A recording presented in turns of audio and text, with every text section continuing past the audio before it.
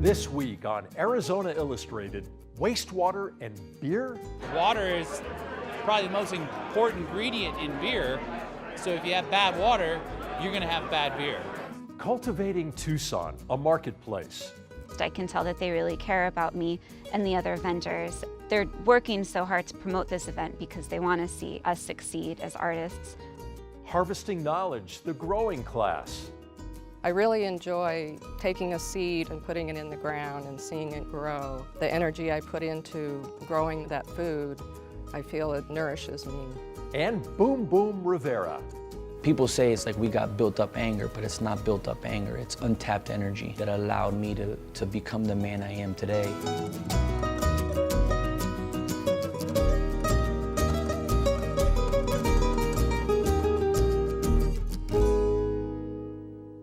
Welcome to Arizona Illustrated. I'm Tom McNamara. Microbreweries are popping up across the country, and Arizona's home to some of the best, offering the malty adult beverage to discerning patrons who've come to appreciate the nuances of taste.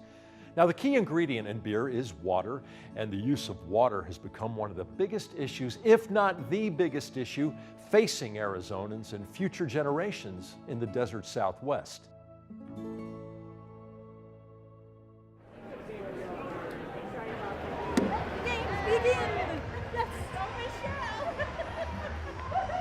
Worked out ahead of time before I came here, so okay. Got to do the construction before destruction, right? Right.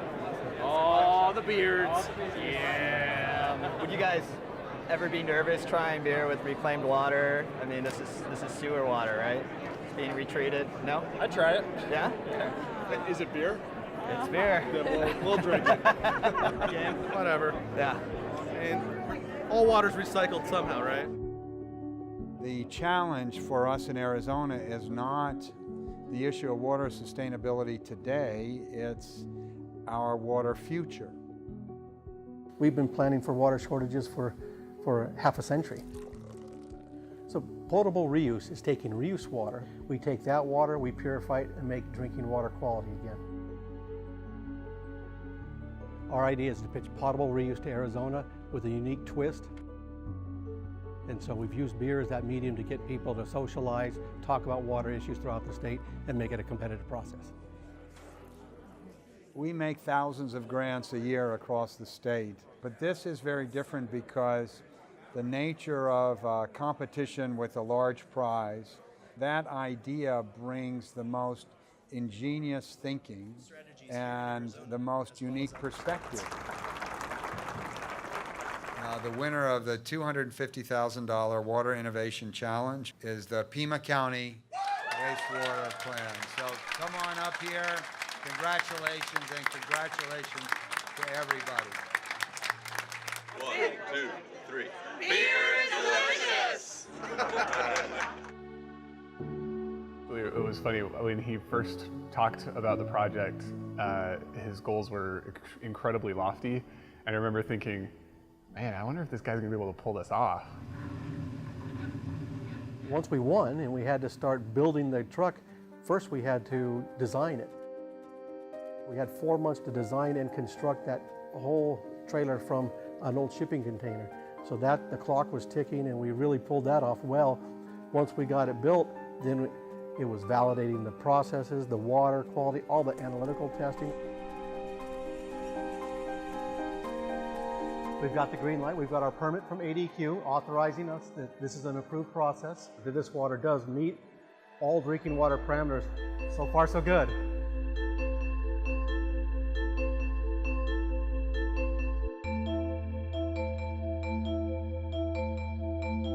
We gave 80,000 gallons of water to local brewers throughout the state and had it bottled for bottled water as well. So they pull up a truck, pumped water into one of our tanks. Essentially, we brewed a lager, a Pilsner. And in my opinion, it was the coolest style to do for this project because it really does showcase that this water has nothing in it. I mean, we're gonna do our best, so they just tell them to step their game up because if they come half to it, then we're gonna make something good. So no real smack. I like them all, but we want to win. So that's a boy thing. Girls always just want us to all play nice together and make fabulous beer. So whatever we can do to help all of them, since we already know what we're doing, we'll help you guys out. We had 12 professional BJCP judges. There's a lot more science to it other than just taste preference or style preference.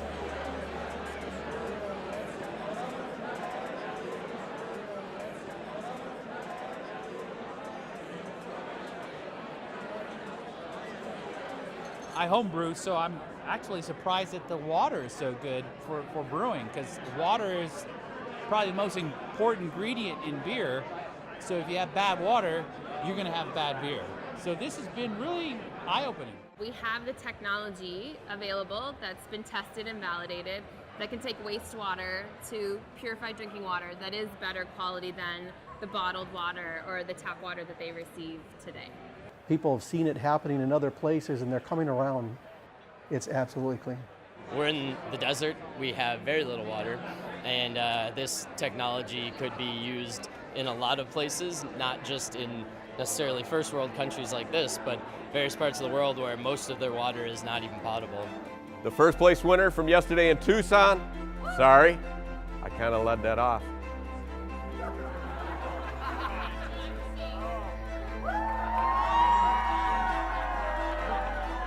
Dragon Brewery, go. Well, we found out Sunday night, and our head brewer told me, just texted me, and I don't know, it was like, sweet.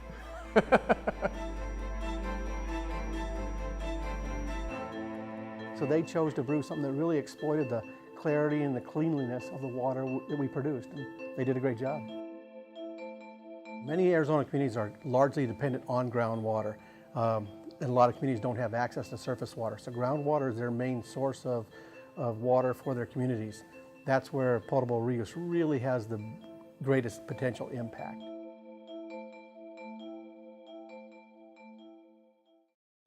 In this day and age when everything is branded, differentiating in the marketplace is a high priority for vendors and entrepreneurs.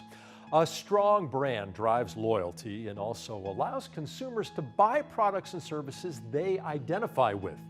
Connecting in the marketplace is where it all happens.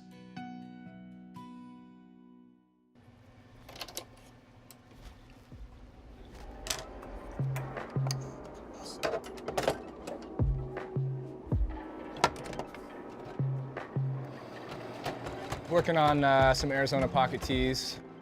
Definitely my signature piece. Doing a bunch of prep for Cultivate. Yeah, it's been a crazy progress and really gunning for it.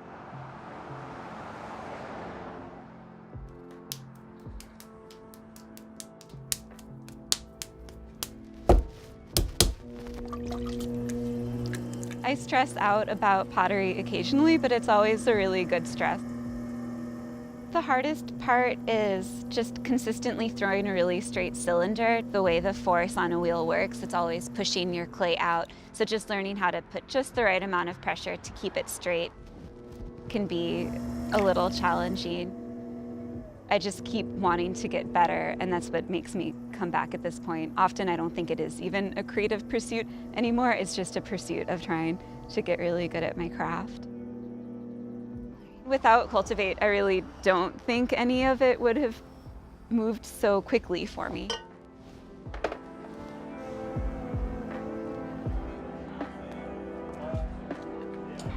When we first met and started talking about what would it look like to have a market in the fall, who should be involved, what really should be the purpose, we wanted to bring the community together with small businesses and artists and makers. At the first market, I think we had almost zero expectations. We were just hoping to pull it off. People would come. You know. After that first one, it felt like we had like birthed something. I mean, Yes. every market kind of feels that way, but now, like, This is our fourth kid, so it's... We got it. Yeah. We have to do the courtesy 10-second countdown. We like really love like building the hype and the buzz, and Kristen's like really good at that with the social media. And at least I know when I see an event is 2 days, I am much more likely to on Saturday be like, oh, like I don't know, maybe I'll go tomorrow, and then I actually never end up going. 3, 2, 1. But with our market, it's one day. And I really find that brings a lot more people. We've done free tote bags in the beginning, you know, for the first 50 people that come to the market. Maybe we're just crazy. We are, but yeah, we like the buzz. It's really exciting to have that burst.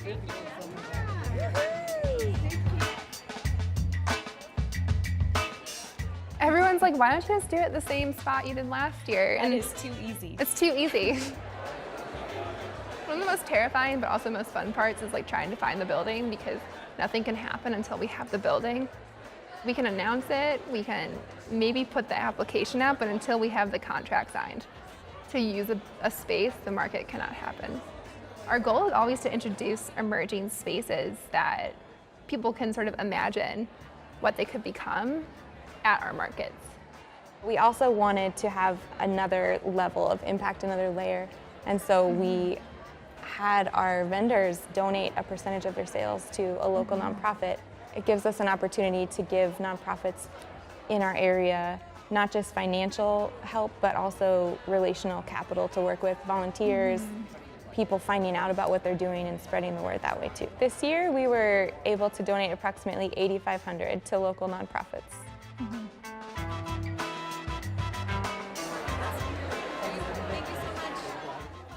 We definitely sat down on the front end and really thought through what we wanted it to look like before even going into the first market. We wanted something that was really consistent throughout, like quality being one of the markers for that. Crafted, not crafty. Like Claire mentioned too, we wanted to appeal to both men and women. Branding is how one communicates a message and how that comes across, sort of controlling your message. Specifically, we're representing a collective group of artists, makers, and businesses, and so that visual element to Instagram is just super helpful. And then being able to look through a feed and say, this is like the kinds of things I can find at the market. You go into it with an intention, which is like the branding of something, and you continue to produce content that is similar to that, that has the same focus, the same feel, the same, you're evoking the same response in people, or at least you hope that your branding does that consistently. I really wanted to keep one for myself, but I'll make more. What sets it apart is just how much care Claire and Kristen put into the entire event. I can tell that they really care about me and the other vendors, and like they're working so hard to promote this event because they want to see us succeed as artists. Her first market was the last holiday market, and her growth has been exponential.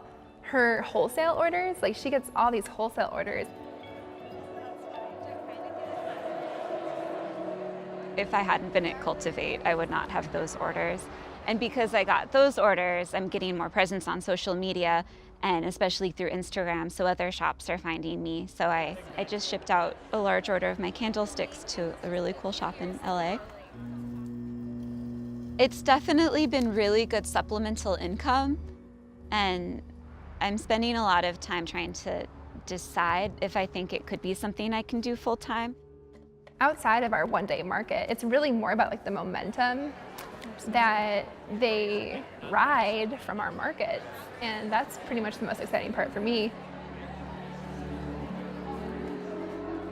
I've done a lot of markets, and it's hands down my favorite. It was just super polished from the get-go, and they, you know, they really cared about the vendors. I love that it makes perfect sense, but that they promo us leading up to the market. You know, he started out at our first market, and he's consistently been with us, and we've been with him and promoting him. The element of people in Tucson not necessarily recognizing the talent that is in Tucson. And Quinlan's a great example of that. He has been doing the same thing the whole time and is getting recognition in other communities and other cities like Phoenix Fashion Week, winning emerging, you know, Lifestyle Designer of the Year. So I won 2018 Lifestyle Designer of the Year for Phoenix Fashion Week. Super excited, humbled, and now, you know, there's definitely no days off, right? Like, really got to go for it, and so you just got to keep that traction going.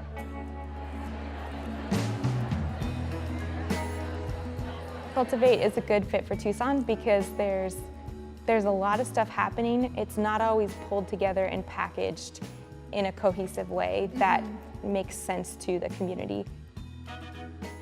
And that's really the core. We want to sort of raise the bar for local goods and local businesses and showcase them so they get more business.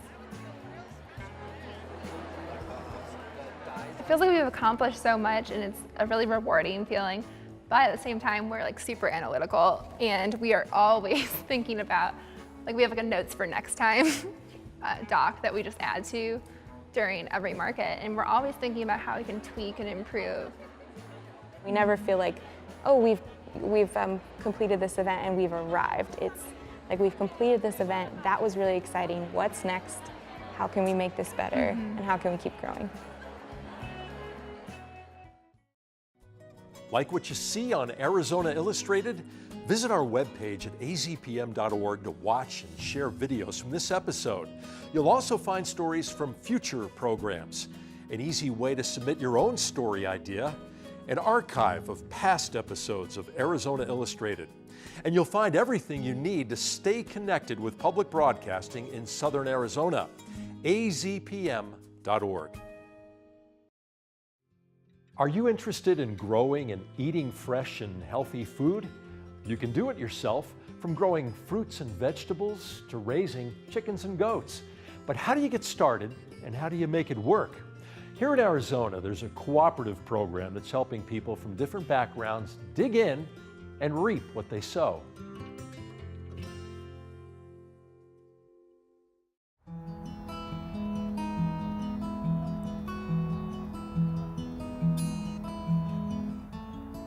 We've been growing cotton since the 30s here.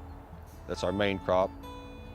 Florence and Casa Grande and Coolidge, Casa Grande, this is a cotton growing area. That's what made people, money and pays the bills.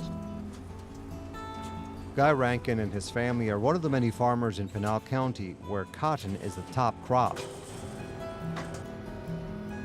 This farmland produces bountiful harvests that contribute to personal livelihoods and the state's economy. But in spite of the abundant land and favorable growing conditions, local fresh fruits and vegetables are much harder to find. Very mild. The Rankins are working to change that. They're keeping their cotton, but diversifying. The idea was just always in my head to see if we could grow food instead of, growing the cotton and the alfalfa and stuff. I really enjoy taking a seed or a plant and putting it in the ground and seeing it grow. It's so enjoyable to me to take the energy I put into growing that food, I feel it nourishes me. Last 2 years we've started this garden and trying to develop a farmer's market, trying to get the community involved, get other growers involved. $9.90. Thank you much, Ann. Thank you. Bye-bye. We're finding that people really have an interest and a desire to have the fresh vegetables. These are nice tomatoes. Well, I've known the Rankins all my life, and I think it's great that they're actually doing something besides growing cotton that I can't eat. Because of the nature of that project, it's kind of hard to zero in on an exact break-even price, but Even though they are seasoned agriculturists, the Rankins decided to enroll in a gardening and farming class that's offered by the University of Arizona Cooperative Extension with a grant from the U.S. Department of Agriculture. obviously in the beginning, if you're going to alter the crops, you're going to The 8 sessions deal with multiple topics, including aquaponics, crop selection, irrigation, marketing, and small animals. It's been really helpful with some of the resources that they're able to provide for us. We were able to create our business plan. The people in the class are also like a network. We can work with each other. Fellow student Ruben Rivera is a graphic designer by day and a mini farmer the rest of the time. Welcome to Rancho Rivera. We have goats, chickens, turkeys, guinea fowls, rabbits, a donkey, dogs, and cats too. Oh yeah, we have a tortoise. His name's Rocket. He's actually pretty quick for being a tortoise.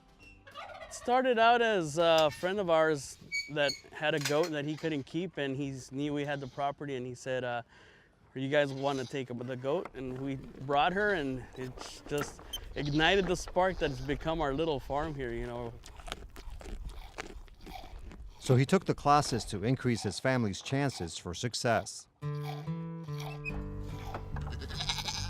Seeing if we could do it, and once we figured out that we could do it and how much enjoyment we get out of it, and then seeing our son, you know, growing up in this type of environment and getting a close connection to, you know, the animals and him helping out and having the chores and that structure, really, that was the icing on the cake. Just really seeing his interaction with the animals just made it that more well worth it for us.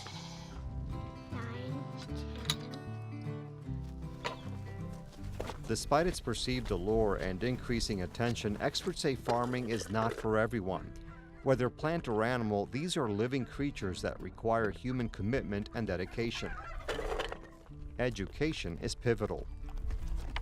We just kind of view this as part of our mission with Cooperative Extension in terms of just bringing tools and information to people that kind of empower them to be able to, you know, take on agriculture in this case, you know, being able to grow it in a profitable and sustainable way. Well, this will be our third year for actually growing corn for the garden. For those with the drive, the resources, and the knowledge. See, this is our big insect right here, the whiteflies. It's a productive manner to build community. So what they do is spread disease like this. This is a mosaic virus on the squash plant. It's nice we have something local, because otherwise you have to go to Gilbert or you have to go to Tucson, and it's just too long a drive. With the price of gas being what it is, you want to eat healthy, you want to eat organic, but you know, there's a certain amount of money involved if you want to do that. So it's great to have the Rankins here. In Hawaii, that's all you see. On weekends, you go looking for these farmers markets and they're right there. So it'll be great to have it here. We just think it's a wonderful thing to be able to provide fresh produce for the local residents. We really enjoy the people coming and saying how much they really appreciate the fresh food and vegetables. After all, the Rankins say, the components are already here. They're promoting a tradition that's been centuries in the making. My goal is just to help build the demand and try to get that going. So I would like to see, you know, more people start getting involved and seeing what we're doing and seeing that it's possible. I've already picked this stuff pretty good. There are many ways to get in shape, and nowadays you don't have to be an MMA fighter to train like one. Joey Boom Boom Rivera is a mixed martial arts instructor, sharing his passion for the sport by teaching people how to fight, have fun, and get battle tested in this week's Arizona Profile. All right, we'll start off with the street fight Pac-Man shoe shine drill. First, on your feet, ready, straight punches, street fight, go, street fight. My name is Joey Rivera. I'm the owner of Apex Mixed Martial Arts. Here I teach grappling, Muay Thai, Judo, Jiu-Jitsu, all geared for mixed martial art competition. Push, push, round, round, knee, knee. Left side tabletop, we'll go for 30 seconds in one spot.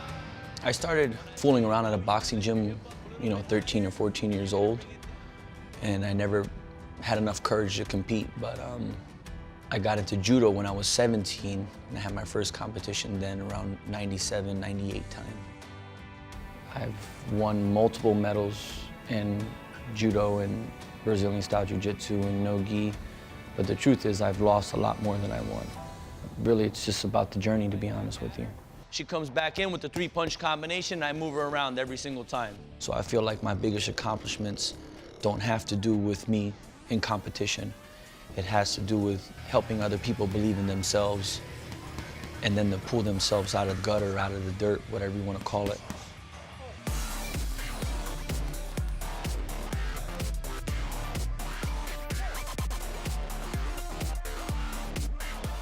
Discipline is one thing, but it's sacrifice.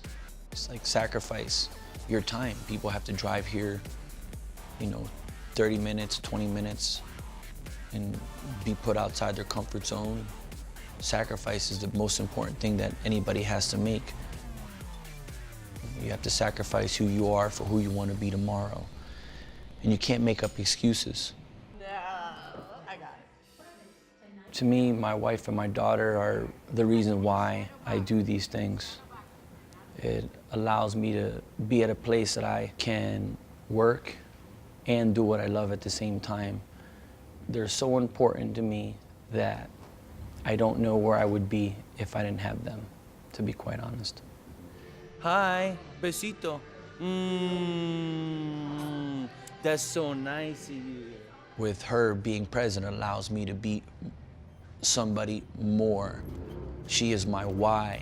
Why am I doing these things? Why do I wake up in the morning? Why do I don't want to be a great trainer, but a phenomenal trainer, an iconic trainer? She is the reason why. Martial arts have changed my life in many different ways.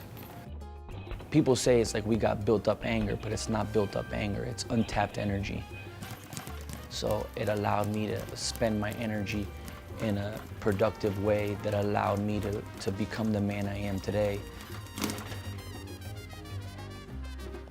To be around other martial artists, to see good friends of mine compete and win at the highest levels allowed me to fall in love with something that was perfect for me. I don't want to say I chose martial art chose me. We just clicked. It was just who I am now. I don't need to go outside and get a job. Hands up, hands up. I don't have to work anywhere. I have a career in martial arts. Boom, boom, boom. Thank you for joining us here on Arizona Illustrated. Next week, the more you play chess, the more you realize that, especially if you're playing with somebody that can whoop you, you learn how to deal with your mistakes. This area is heavily settled by Mexican Americans, some who've been here in America for generations, some who've recently come. You'll hear Spanish everywhere. You kind of have to speak Spanish to have a business on the street. It's like a piece of Mexico that's still in Tucson, and it's a part of Mexican culture that has remained. It makes me feel beautiful. I just love everything about it. There's always some stories behind a dance and a song, and with your body, you can tell so many stories. I'm Tom McNamara. See you then.